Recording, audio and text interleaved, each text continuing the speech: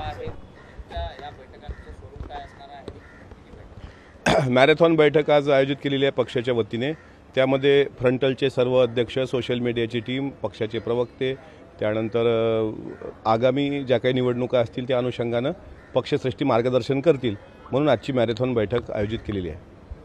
खरं तर जितेंद्र आव्हाड यांनी काल अजित पवारांवरती टीका, अर्थात तुमच्या संपूर्ण पक्षावरती टीका करत त्यांनी टीका केली की तुमचे जे नेते आहेत खासदारकीच्या निवडणुकीमध्ये आणि विधानसभेच्या निवडणुकीमध्ये भाजपच्या तिकिटावरती लढतील। नाही, त्यांनी हे पण म्हटले, आतली गोष्ट माहीत झाली असं काहीतरी बोललेत ना ते संघाच्या बैठकीत। नाही, मला एक प्रश्न असा पडला की ठाण्यातले ज्येष्ठ म्हणजे पक्ष वाढवणारे कार्यकर्ते, मग ते परांजपे साहेब असतील, डावखरे असतील, त्याच्यानंतर गणेश नाईक असतील, हे सगळे सोडून गेले तेव्हा जितेंद्र आव्हाडांना कळलं नाही आणि भाजपच्या आणि RSSच्या गोटात काय चालतं हे आव्हाडांना कळतं।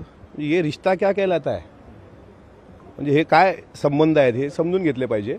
त्याच्यामुळे आव्हाडांनी नेमकं कोण्या टाईमला वक्तव्य केलं ते महत्त्वाचं आहे।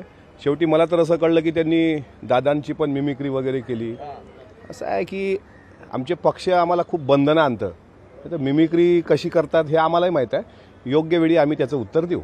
परंतु जितेंद्र आव्हाड यांनी खरं तर भाजप आणि संघाची एक बैठक झाली, त्या बैठकीमध्ये जे डाग लागलेले नेते आहेत त्यांना कुठेतरी बाजूला सारून पुढची निवडणूक भाजपने लढवावी अशी माहिती त्यांनी समोर आणली आहे आणि त्यांनी तुमच्या पक्षावरती टीका केली आहे। नाही, मग हे बेदाग आहेत का हे पहिले पाहिलं पाहिजे।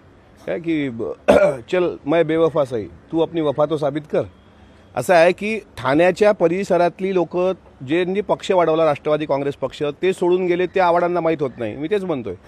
आणि संघाच्या गोटात काय चालतं हे त्यांना माहीत होतं, म्हणून म्हटलं की हे रिश्ता क्या कहलाता है, नेमकं महाराष्ट्राला कळू द्या ना तुमचं ढोंगी पुरोगामित्व काय ते, हे कळू द्या।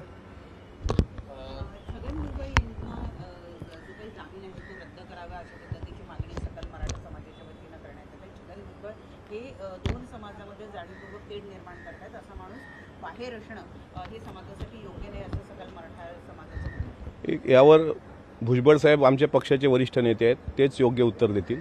मी अजून सकल मराठा समाजाची काय मागणी आहे मी स्वतः बघितलेली नाही। दुसरीकडे आपण सत्तेत आहोत, मात्र त्याचबरोबरीने भाजप मिशन बारामती देखील राबवत आहे। ओबीसी चेहरा असलेले अरुणात पडळकरांना मोठी जबाबदारी दिली जाते। ही जागा आता सध्या स्थितीत NCP कडे आहे, मग ही जागा आपण भाजपसाठी सोडणार आहात?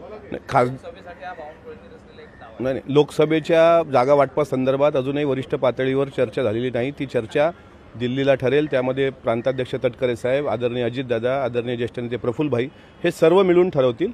ज्या जागा आम्हाला हव्यात त्या जागा आम्ही नक्कीच, आमचा मित्रपक्ष आम्हाला सहकार्य करेल आणि जिथे आमची ताकद आहे त्याच जागा आम्ही लढवणार।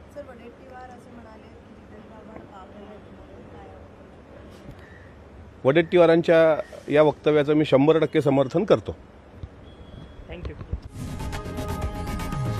लोकशाही मराठी ऐका, पहा, जागरूक रहा।